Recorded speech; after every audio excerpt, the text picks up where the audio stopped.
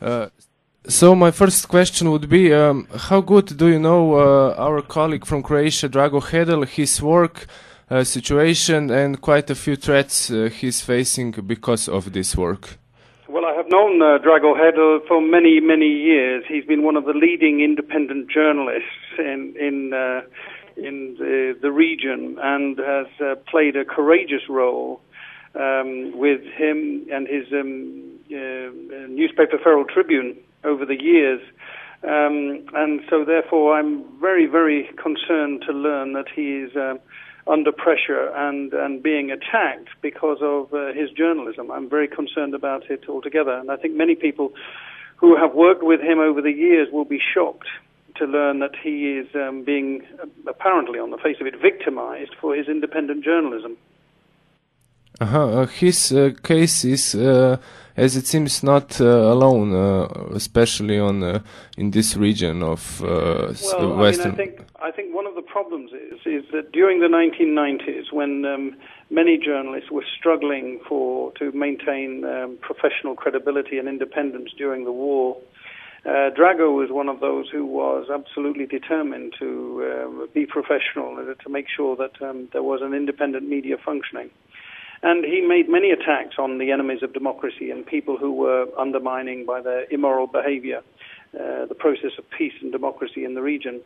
Now, unfortunately, we find that many of those people carry the grudges and are very angry about the role of journalists and media at that time, and are now trying to use very bad laws in order to try to settle scores with journalists. I mean, it's completely unacceptable. I think that we need to rally round and support and give professional solidarity to colleagues like Drago, and we need to say that those people who have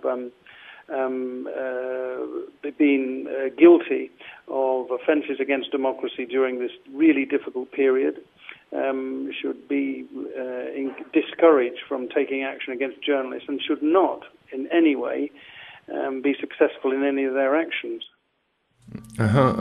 Prestigious American journalists organizations which gave Mr. Hayden Award back in 2006 recently pressured on Croatian government to solve Mr. Hayden's situations. Are you in your organizations taking any similar steps?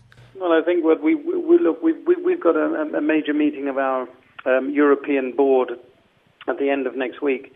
This case is actually going to be considered, and the other cases. I'm just back from Slovenia, where in Slovenia there's been a very difficult situation between independent journalists and the government.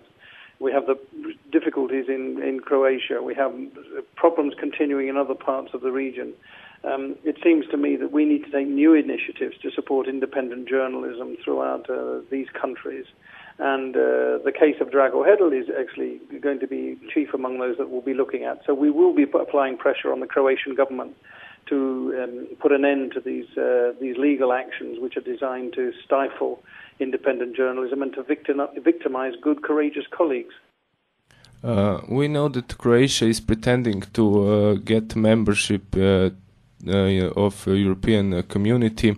How is here important influence of your organization? Are you giving any kind of investigations about their democracy rate and so on? Well, I mean, we certainly are insisting that before any country is admitted to the European Union now, they've got to have a legal landscape which removes all obstacles to free journalism, but they've also got to have a culture of democracy which recognizes the role of independent media.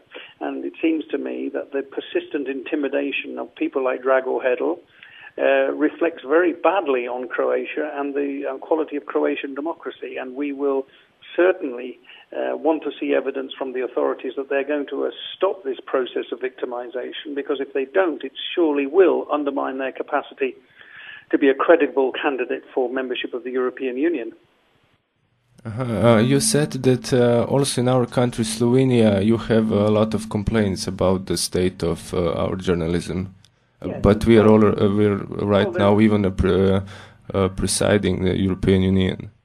No, we have. Over the past few years, there's been a terrible conflict between the political leadership of the government and independent media. And we've seen situation where legitimate media criticism, a legitimate concern expressed by journalists has been described as a conspiracy by the Prime Minister, has led to open confrontation in a way which is completely unacceptable in a democracy. We need to find ways of dialogue and dealing with these questions in a reasonable way, and unfortunately there has been a complete breakdown in relations between independent media and government in Slovenia, which is not healthy, it's not good for journalism, it's not good for government, and it's not good for democracy. And I hope very much we can find a new way, a new form of dialogue, which will get away from this confrontation and get us back on track by openly discussing frankly and honestly our problems, but also committing ourselves to good and decent forms of democratic exchange without political interference in media. Mm-hmm. Okay, I'm also interested in how far do you monitor? How far are you monitoring the state of investigative journalists in other Balkanian states that were inflicted by war conflicts? Well, we're doing what we can. It's very difficult. Of course, the world has moved on since the Balkan conflict, but we are very keenly in following, developments in the region. We have our affiliates in the region. They alert us to changes and so on, but we don't have any systematic process of analyzing the quality of media. But we rely very much on our local affiliates in each country to keep us informed of what developments there are. These are probably some non-governmental organizations based in these countries. These are trade unions and associations of journalists, as well as media centers and media training institutions. Okay, Mr. White, I think that would be it. Thank you very much for your statement. Good luck.